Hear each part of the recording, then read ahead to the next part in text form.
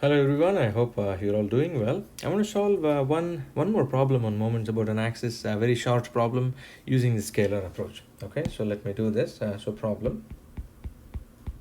This is a very short, quick problem. Okay, so I want to use the scalar approach. So use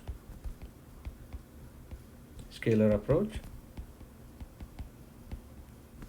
to find the moment about an axis.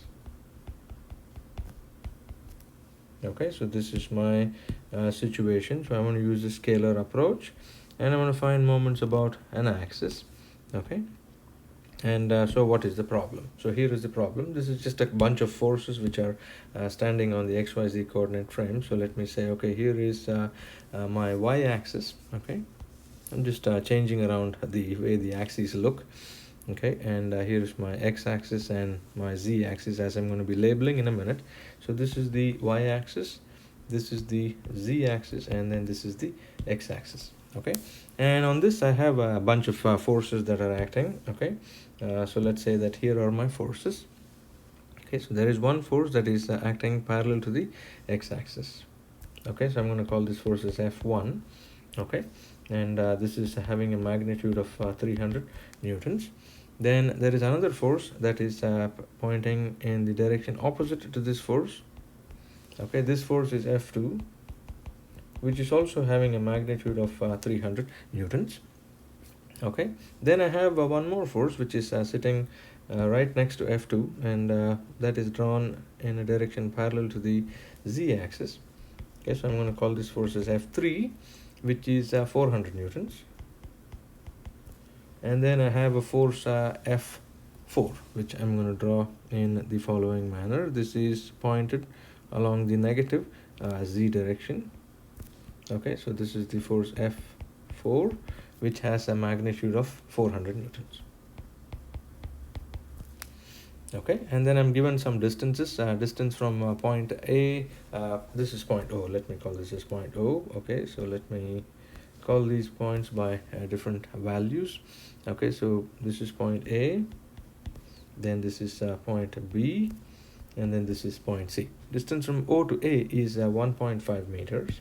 Okay, so this is 1.5 meters, and then distance from A to B is 0.5 meters. Okay, so 0.5 meters, and then distance from B to C, that's going to be 2 meters. Okay, and so what am I supposed to do here? I want to find the moment of each of these forces about the x, y, and the z using the scalar approach. Okay, so find individually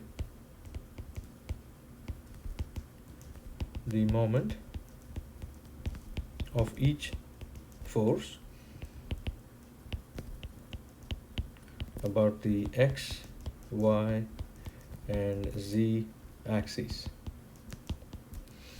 Okay, and for this I'm going to be using the scalar approach. So individually meaning that I will take one force and then find what is the moment of this force about the x-axis, y-axis, z-axis, and so on and so forth. So I have 4 of them, so I'm going to do this 4 times.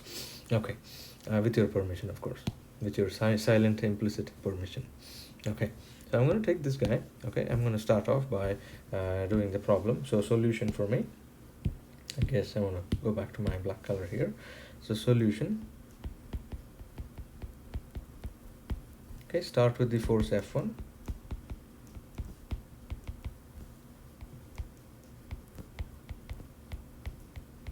Okay, I'm going to bring back my figure once again. Okay, and since I'm starting with the force F1, I'm going to get rid of all the other forces. Okay, so I'm going to get rid of all of these guys. I don't need them. Then I don't need that either. Of course, I can make use of the points that I have. Okay, so very quickly, you look at F1. F1 is intersecting the y-axis, so it does not cause any moment about the y-axis. Okay, so F1 intersects the y-axis, which means that moment about the y-axis, due to the force F1 is equal to 0I 0j, 0k. Okay, it is a zero vector. Okay, that is one thing. Then the second thing, which is also quite obvious, is that the force F1 is parallel to the x-axis, is parallel to x-axis, which implies that moment about the x-axis due to the force F1 is also the zero vector. Okay, so I just typically write this as a zero vector. Okay, then I lastly come to the third one. Okay, moment about the z-axis due to the force F1. What could this be? Look at this. Magnitude of the force times the perpendicular distance. What is the perpendicular distance? So if I use a different color here, so if I take this and extend its line of action, okay, and then the perpendicular distance from the z-axis is, I choose a point on the z-axis, and then from there I can just extend that line there, and then I can see that, okay, hey, the perpendicular distance all the way is going to be a distance of 2 plus 2, 4 meters. Okay, which tells me that, okay, the perpendicular distance is going to be 4 meters. What is the direction of the rotation? The direction of the rotation, if I use a right hand rule, is going to be about the negative z direction. Okay, so this is going to be moment about the z-axis due to the force F1. Okay, so this is going to be minus k. Okay, so which means if I complete this out, moment of z about F1 in the minus k direction, so that's 3 times 4, so that's minus 1200 k, so many Newton meters. Okay, so that is the force F1. Then I got to keep doing this for the force F2. This is a nice gentle problem, as you can see, right? There is not much to do in terms of calculations, but just getting used to the idea of making use of the right hand rule again and again. Okay, so I'm going to take this one and bring out my good friends from above. Okay, so I'm going to take the force F2 next. Okay, so consider force F2. Okay, what do? Bring back my figure. This is just getting used to the right hand rule. Get rid of all of these distractions from here. Okay, so I'm going to get rid of all of that. I'm going to cut that off. I'm going to cut this off as well. I don't need that. This is 0.5 meters. Here is the force F2, and then you start thinking, okay, force F2 intersects the y-axis.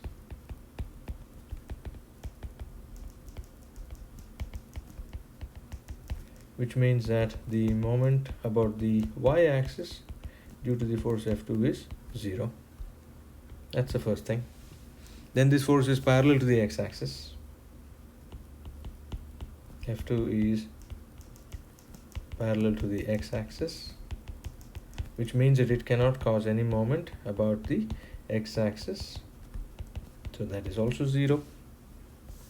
Then I lastly come to the z-axis, right? So moment about the force of the force F2 about the z-axis. Okay, previously we had for the F1 force, here is for the F2 force, perpendicular distance. You can see very obviously that this is the perpendicular distance that I have just marked here, so that's going to be 2 meters.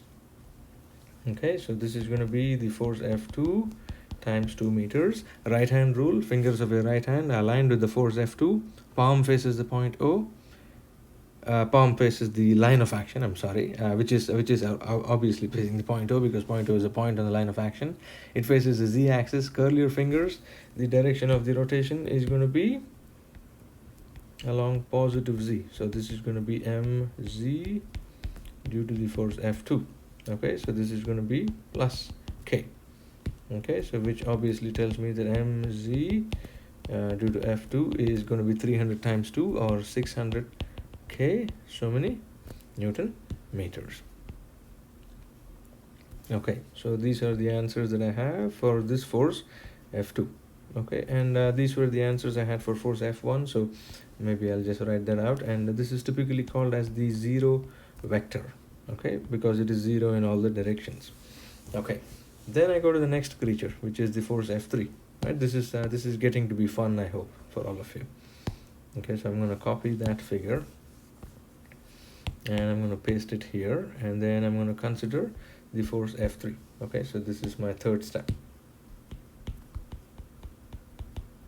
Consider force F3. Okay, so here we had F2 and then F1, so let me also underline these so that we know that we are done with some of these. We have two more to do. It's a nice gentle way of looking at right hand rule. Just get used to the right hand rule, it's a lifesaver. Okay, as you can see. Okay, start off F3 and let me clean up. Okay, clean up time. Okay, so let me get rid of that. Let me get rid of some of these guys as well. I don't need them, they're distractions. Look at F3. F3 is intersecting the y-axis. Okay, so F3 intersects the y-axis, which implies that the moment about the y-axis due to the force F3 is equal to the 0 vector. Okay, so that is done. Then what do I have? I have to go back and see, okay, hey, the force F3 is parallel to the z-axis.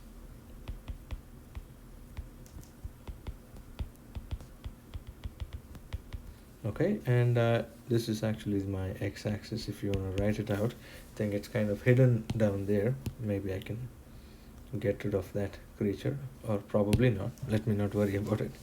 Okay, so force F3 is parallel to the z-axis, which tells me that moment about the z-axis due to the force F3 is also the 0 vector. Okay, so that is also done. That is fairly straightforward.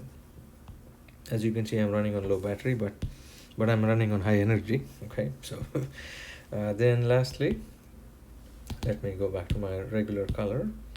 Okay, moment of this force about the x-axis. Okay, that is the axis that we are not done with. What is that going to be? That is going to be the magnitude of the force times the perpendicular distance. What is the perpendicular distance? Let me write it out in this red color. So you see, from the head of this vector all the way there, if I look at the perpendicular distance, that is going to be a distance of 2 meters. Okay, so which means that this is going to be F3 times 2. And what is the direction of the moment? Right hand rule.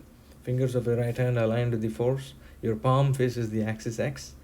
Your hand will hurt a little because you got to twist it. And you look at the moment direction. It's actually not too bad. Okay, so this is going to be in the positive X direction. Okay, as you clutch your fingers are going to be aligned with the thumb is going to be pointing along the positive X direction.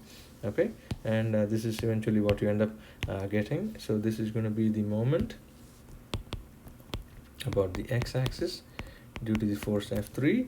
So this is going to be plus I, and so mx due to F3 is going to be 400 times 2, which is going to be 800 Newton meters in the I direction.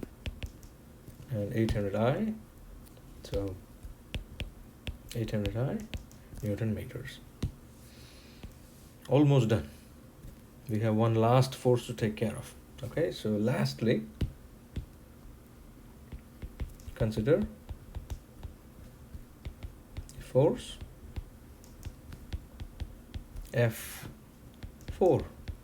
Okay, so we had considered the force F3 here, then F4. Let me put a nice line around it. It doesn't look straight to me, but let me try again. Keep trying until you get it right. That's the trick. Okay, I'm going to copy my figure from above, because I'm going to copy this good looking guy and bring it down here.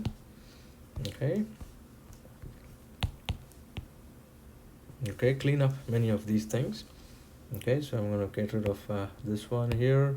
So that's gone. All these bunch of forces are gone. I'm going to have the force F4 only. Okay, once again, the basic strategy is the same. F4 intersects the y-axis, which means that the moment about the y-axis due to the force F4 is going to be 0. Okay, so that is one answer that we have. Then likewise I can say, okay, F4, look at it, this is let me maybe bring this down a little more so that you can see the x-axis clearly. Okay, F4 is parallel to the z-axis. F4 is parallel to the z-axis. Okay, which implies that moment of the force about that axis is going to be the 0 vector as well. Okay, fantastic. Then lastly, moment about the x-axis due to the force F4. This is going to be the magnitude times the perpendicular distance, which obviously you can see is very nicely done here.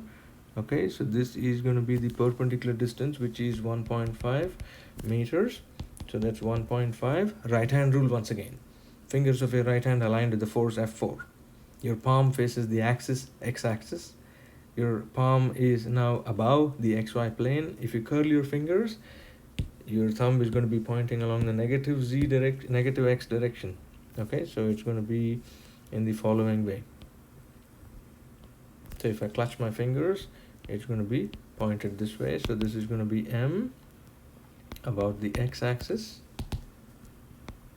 M about the x-axis due to the force F4. Okay, so this is going to be minus I, which tells me that mx due to the force F4 is going to be 400 times 1.5, so that's around 600, but in the negative I direction.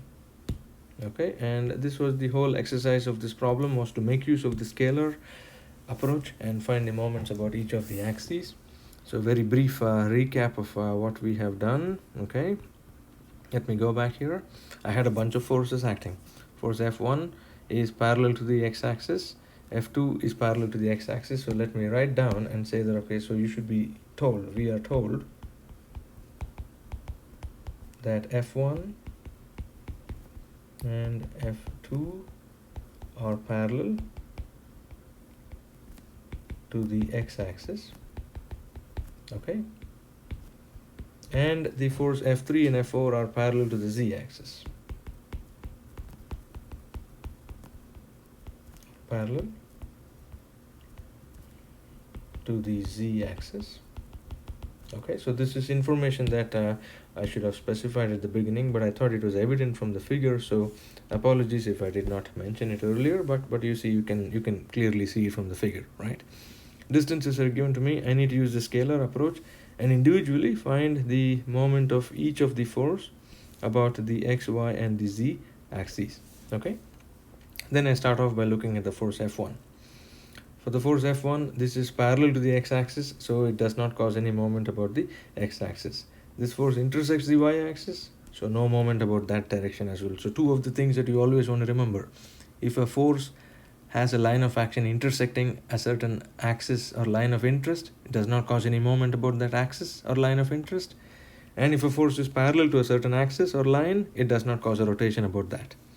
Then thirdly, I use the right hand rule, come up with the direction of the moment. Magnitude is force times perpendicular distance. Direction, once again, align fingers with F1. Your palm faces the x-axis, palm faces the z-axis in this case, I'm sorry. Curl your fingers and your moment is going to be pointed along the negative z direction as you've done here. Okay, then I do the force F2. F2 intersects the y-axis, so no moment about that direction. F2 is parallel to the x-axis, so no moment about that. And likewise, I use the right hand rule to find out that this is a positive rotation about the z direction. Then I go to force F3. F3 has a line of action parallel to the z-axis, so no moment about that axis. F3 intersects the y-axis, so no moment about that axis. Then what do I see? Okay, right hand rule. Fingers of my right hand aligned with the force F3. My palm is facing the axis of interest, which is the x-axis. I curl my fingers. Direction of the moment is about the positive x-axis. And that's what I end up getting here. Then lastly, I go to the force F4. This is intersecting the y-axis, so no moment about that axis. This is parallel to the z-axis, so no moment about that axis. Then how about the x-axis? Force times perpendicular distance, so 400 times 1.5. What is the direction? Right hand rule. Fingers aligned to the force F4. Palm faces the x-axis, which is the axis of interest. Curl your fingers. and negative x-axis is the answer. All right, folks, I hope you enjoyed this problem. I'll be posting all these on YouTube, and we'll have all the lecture notes and all that ready as well. So I hope you're all staying safe, and take care of yourselves. Okay, bye bye.